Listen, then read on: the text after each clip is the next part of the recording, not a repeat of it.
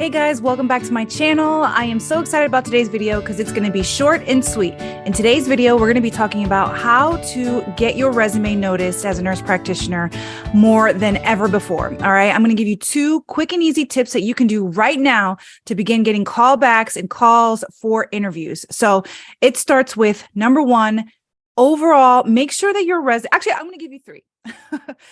Make sure that your resume is looking good, right? You want to make sure that it's nicely formatted, make sure that the grammar is good, make sure that there is good proofreading and that there's no errors on it. I'll tell you, I used to be an APP manager, and when I was looking at resumes, I found an error, I would move on, because if you don't take the time to proofread your own resume, what does that say about the type of work that you're going to do? What does that say about the work that you're going to do in your documentation, right? Is that going to be accurate? So that just tells me a lot about a clinician when I was looking through resumes myself. So make sure that you proofread your resume and put your best foot forward. Remember, your resume is your first impression. All right. So that was a freebie.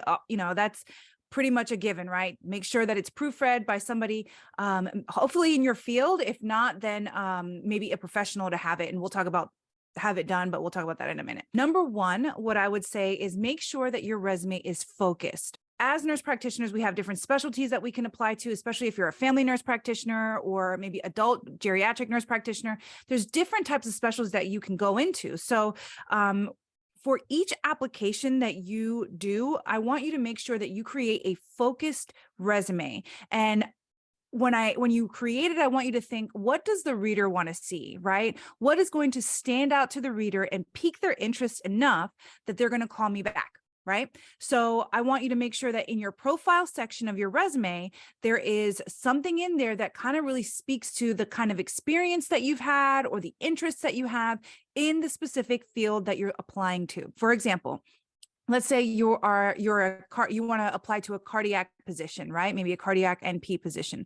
Well, if you're applying to a cardiac NP, maybe you're an FNP, but you've got cardiac background in nursing, then in your profile, you want to mention your cardiac nursing experience and make sure that it is also known in there that that is what you're looking for, that is what you're seeking, that kind of position. Okay.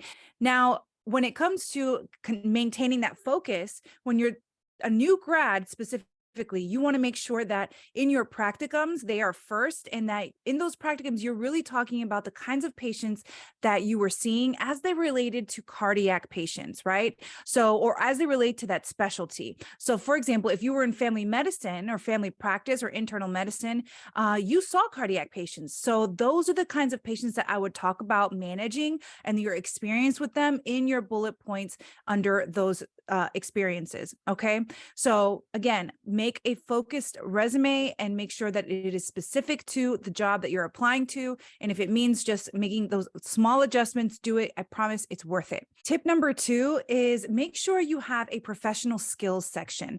Okay. Whether you're a new grad or whether you're an experienced nurse practitioner, you have skills that you want to bullet or list out for the reader to be able to quickly see what you've got going on. All right. So what that means is basically if you are proficient in suturing, maybe you're proficient in cardiac assessments, maybe you're proficient in well woman exams, or whatever your skills are, make sure to bullet them out. And those are going to be used as your keywords when people are looking through your resume. Additionally, when you're looking at the job description, you want to make sure that you're pulling out keywords that they're looking for and how you match up with that. Okay. So for example, if they are talking about somebody that has experience in cardiology and maybe seeing congestive heart failure patients or CAD patients, whatever it might be, then you want to make sure that under your professional skills, you've got cardiac assessments that you're proficient or advanced cardiac assessments, right? And maybe you want to talk about